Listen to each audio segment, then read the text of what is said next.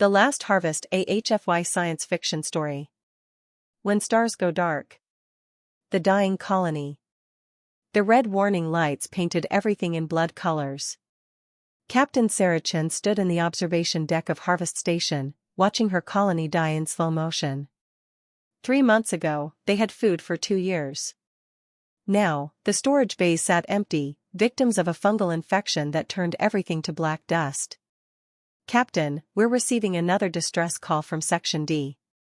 Lieutenant Marco's voice cracked through the communication device.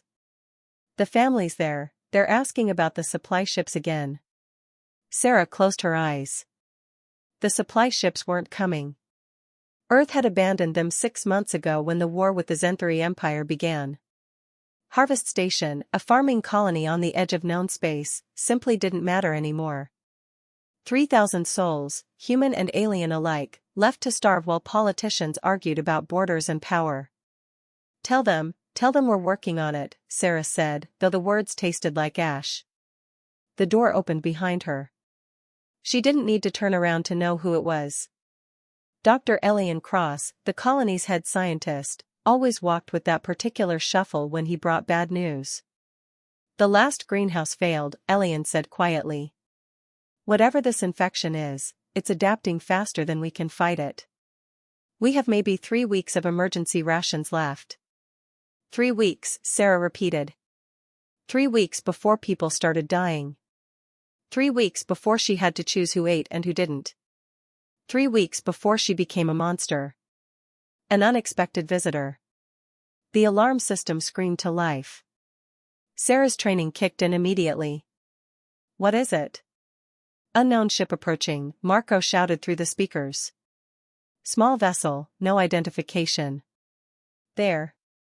Captain, they're broadcasting on every channel. It's not human language. Sarah ran to the command center, Elian following close behind. On the main screen, a small pod-like ship approached the station. It looked damaged, scarred by weapons fire, held together by hope and prayer. Should we fire? Marco asked, hand hovering over the defense controls. No. Let them dock. But keep weapons ready. Sarah's gut told her this wasn't an attack. Attackers didn't announce themselves on every channel. 20 minutes later, Sarah stood in the docking bay with a security team. The airlock hissed open. What emerged made even the hardened soldiers step back. The creature stood maybe 4 feet tall. Its skin shimmered between blue and silver, like moonlight on water. 4 arms hung from its thin body. Its head was too large, dominated by huge black eyes that seemed to contain entire galaxies. Behind it, a smaller version clung to its leg, shaking with fear. The taller alien fell to its knees. When it spoke, the translation device around its neck turned the musical sounds into broken English. Please. Mercy. Please. The alien's voice sounded like wine through crystal. I am Lyria of the Moonfall tribe. This is Kenna, my little sister. Our world is gone. The Zenthari, they destroyed everything. We are the only ones who escaped. The bargain. Elian knelt beside Lyria, his scientist mind already analyzing. Moonfall tribe? I've heard of your people.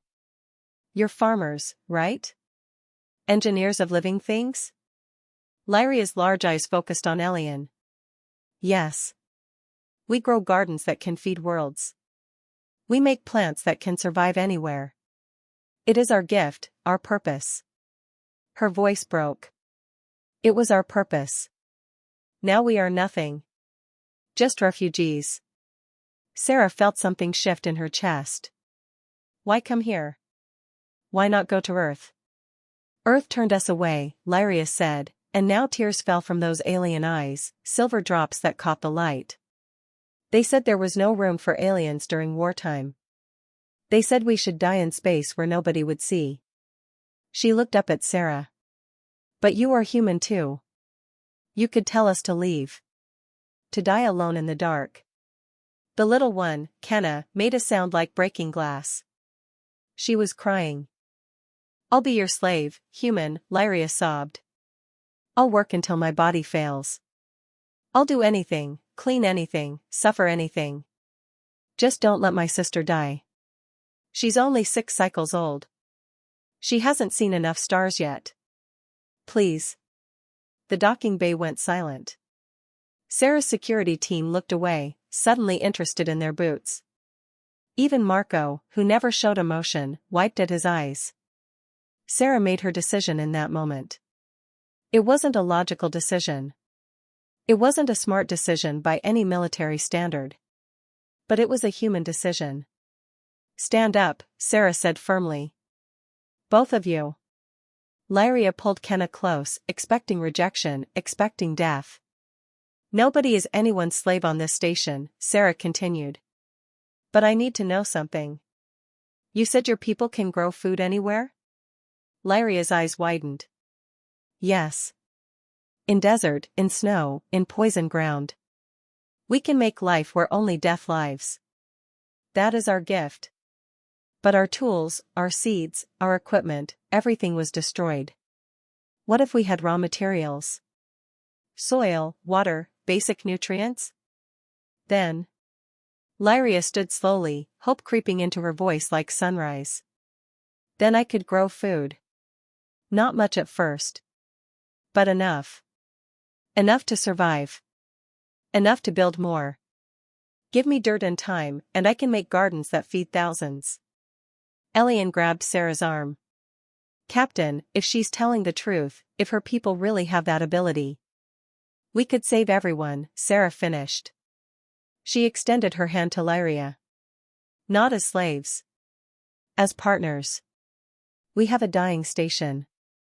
You have the knowledge to save it. Deal? Lyria stared at the offered hand. In her culture, touching meant trust, meant family. Slowly, carefully, she reached out with one of her 4 hands and grasped Sarah's. Deal, Lyria whispered. We will save your people. Together. The challenge begins. The next morning, Sarah called an emergency meeting in the main hall. 3,000 colonists, human and alien, packed into the space. Fear hung in the air like smoke. Children cried. Adults looked hollow, already mourning their own deaths. I know you're scared, Sarah began. I know we're running out of time. But I want to introduce you to our hope. She gestured to Lyria and Kenna, who stood beside her on the stage. The crowd murmured. Some looked angry. Some looked confused. These are Lyria and Kenna of the Moonfall tribe. They're refugees, just like some of you. And they're going to help us survive. How? Someone shouted from the crowd. How can 2 aliens save 3,000 people? Lyria stepped forward. Her voice, amplified through the speakers, filled the hall. Because growing food is what my people do. It's in our blood, in our bones, in our souls. You gave us hope when Earth gave us death. Now we give you life. Starting today. Where do we start? Marco asked. The contaminated greenhouses, Lyria said. Take me there. What you call poison, I call possibility. What you call death, I call sleeping soil waiting to wake up. Elian laughed suddenly, a sound of pure relief. You're serious. You can actually fix this. I will fix this, Lyria corrected, squeezing Kenna's hand. Or I will die trying. Because that is what family does. You became our family when you chose mercy over fear. Now we choose to save you. Sarah looked at her colony, at the faces transforming from despair to hope. Get some rest tonight. Tomorrow, we start the hardest work of our lives. Tomorrow, we fight for survival. And we don't fight alone. As the meeting ended, Kenna tugged on Sarah's sleeve. The little alien looked up with those enormous eyes. Thank you for not letting me die in the dark, Kenna said in perfect English, her voice like music boxes. Sarah knelt down. Thank you for giving us a reason to hope. Outside the station, stars blazed in the darkness. Earth had abandoned them. The galaxy had forgotten them. But Harvest Station had found something more valuable than rescue ships or government support. They had found each other. Gardens in the void. The first seedlings. Dawn came to harvest station, though dawn in space was just a timer marking the start of another work shift. Sarah stood in the ruined greenhouse 7, watching Lyria work. The alien moved with fluid grace, four arms performing different tasks simultaneously. She sang while she worked, a haunting melody that made the air feel alive. "What you're doing is impossible," Elian said, watching his scanner display. "This soil is completely dead. The contamination killed everything down to the bacterial level." Lyria paused her work, hands buried in the black dirt. "Your machines see death because they measure the wrong things. Life isn't just chemistry. Life is will. Memory. Purpose." She closed her eyes. "This soil remembers being alive. I can feel it dreaming of plants." "That's not scientific," Elian protested. "Science is just what we can explain," Lyria said gently. "My people learned long ago that growing food requires understanding what your instruments cannot measure. The songs of soil. The prayers of seeds. The promises we make to the earth."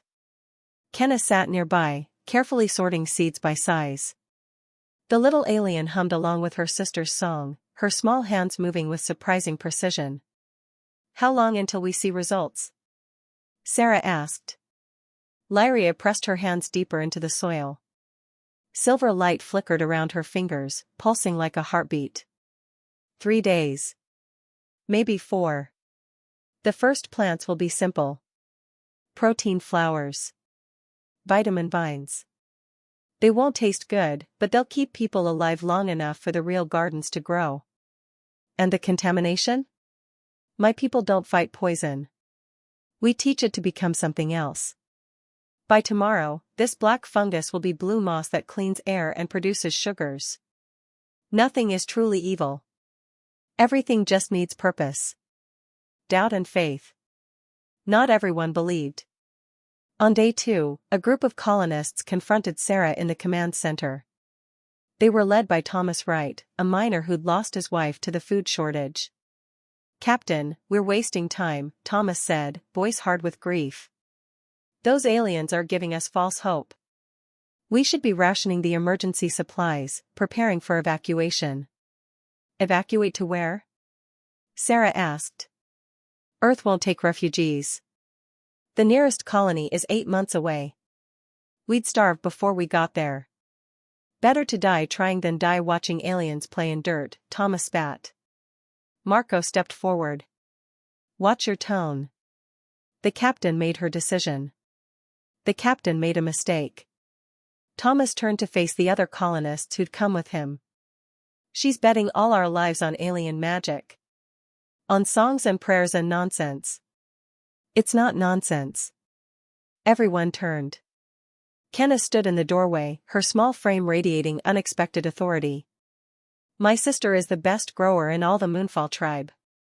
She made flowers bloom in ash. She grew forests in desert. She can do anything with soil." "You're a child," Thomas said dismissively. "I'm a child who watched my world burn," Kenna shot back, and suddenly she didn't sound childlike at all. "I watched the Zenthari turn our gardens into graves. I watched my parents die protecting the seed vaults. And I watched your people, Earth humans, turn away refugee ships because you were too scared to share space." She walked forward, small fists clenched. "My sister could have gone anywhere. But she came here. To you. Because Captain Sarah chose kindness when Earth chose cruelty. And you repay that by calling her work nonsense?" The room went silent. Thomas's face reddened. "Give us 3 more days," Kenna said, voice softening. "If Lyria fails, you can throw us out the airlock yourself. But if she succeeds, you'll never doubt the Moonfall tribe again. Deal?" Thomas looked at the little alien, then at Sarah. 3 days. But when this doesn't work, we do things my way. The miracle. Day 3 arrived with normal sounds. Machinery humming. People talking in worried whispers. Children crying from hunger. Sarah made her rounds, distributing the last of the emergency rations. They were down to nutrition paste now, gray sludge that tasted like regret. Then, at noon station time, the alarms went off. Not danger alarms. The agricultural system alarms. Sarah ran to greenhouse 7. She stopped dead at the entrance, unable to believe her eyes. The greenhouse exploded with color. Where black contamination had ruled, now blue moss carpeted every surface, glowing softly. Where dead soil had sat lifeless, now green shoots pushed upward, growing visibly by the minute. Vines crawled up the walls, covered in small white flowers that smelled like hope and honey. Lyria stood in the center of it all, arms raised, singing a song that made the air shimmer. Silver light pulsed from her body, flowing into the plants, into the soil, into everything. She looked exhausted but triumphant. "Is this real?" Elian whispered, scanner forgotten in his hand. "Very real," Lyria said, lowering her arms. "The protein flowers are ready to harvest. They taste like vanilla and sadness, but they contain everything a human body needs. The vitamin vines will fruit in 2 days. By week's end, we'll have enough to feed everyone properly." People crowded into the greenhouse, staring in wonder. Children reached out to touch the flowers. Adults wept openly.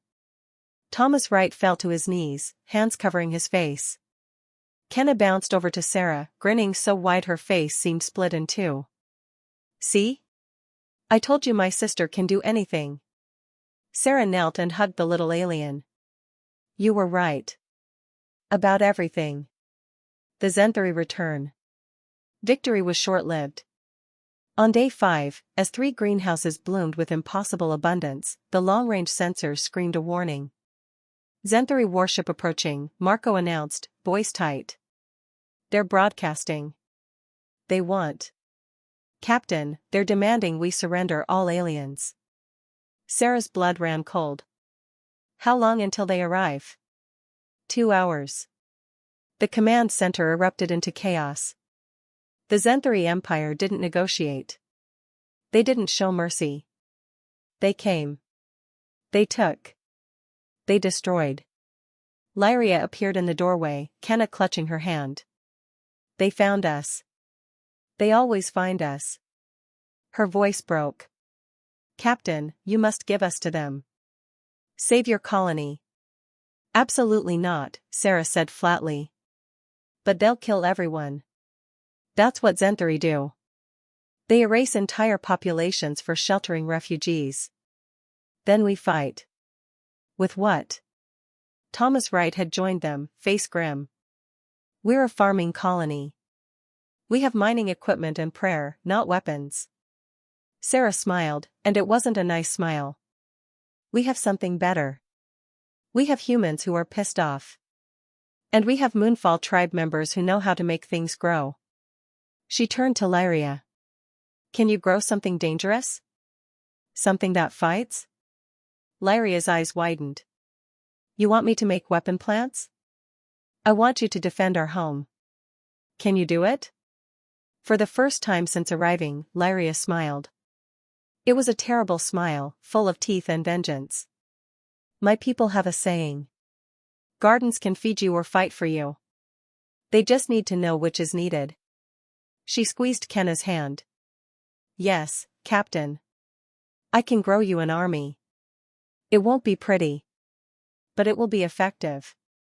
The Battle of Harvest Station. The Zenthari warship arrived exactly on schedule. It was massive, bristling with weapons, crewed by warriors who'd conquered 17 species.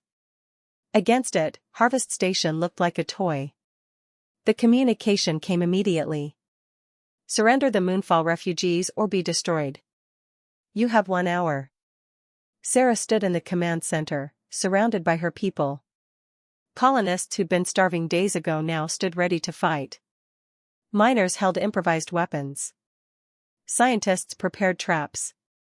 And in the greenhouses, Lyria's war garden grew at impossible speed. "This is Captain Sarachin of Harvest Station," she broadcast. "Here's our counteroffer. Leave immediately, or learn why humans are the galaxy's worst nightmare when you threaten our family." Laughter echoed across the communication channel. Family? Those aliens are not your family. They are vermin. Prepare to. The Zenthari captain's voice cut off. On the screens, Sarah watched vines burst from Harvest Station's hull. They moved like snakes, like whips, like living weapons. They wrapped around the warship's engines, its weapons, its communication arrays. Inside the vines, thorns the size of swords began to grow. "What is this?" the Zenthari captain screamed. "This," Lyria said, her voice broadcast across all channels, "is what happens when you murder gardeners and threaten their new family. We are Moonfall tribe. We grow life. But life includes defense. Includes vengeance. Includes justice." The war vines squeezed. Metal shrieked. The massive Zenthari warship shuddered. "Impossible," the captain gasped. "You're peaceful. You don't fight." "We didn't fight," Kenna's small voice joined the broadcast. "Until you killed our parents. Destroyed our world. Scattered our people. Now?" Her voice went cold. "Now we remember that gardens have teeth." The vines pulled tighter. The warship's hull began to crack. "Retreat," the Zenthari captain screamed. "Full reverse." But the vines held firm. In the greenhouses, Lyria sang a song of binding, of holding, of never letting go. The plants responded, growing stronger, tighter, angrier. "Please," the captain begged. "Mercy." Sarah thought about Earth turning away refugee ships. About politicians choosing borders over lives. About a 6-year-old alien begging for her sister's survival. "No," Sarah said simply. "You showed my family no mercy. You get none in return." The vines squeezed one final time. The warship's core reactor failed.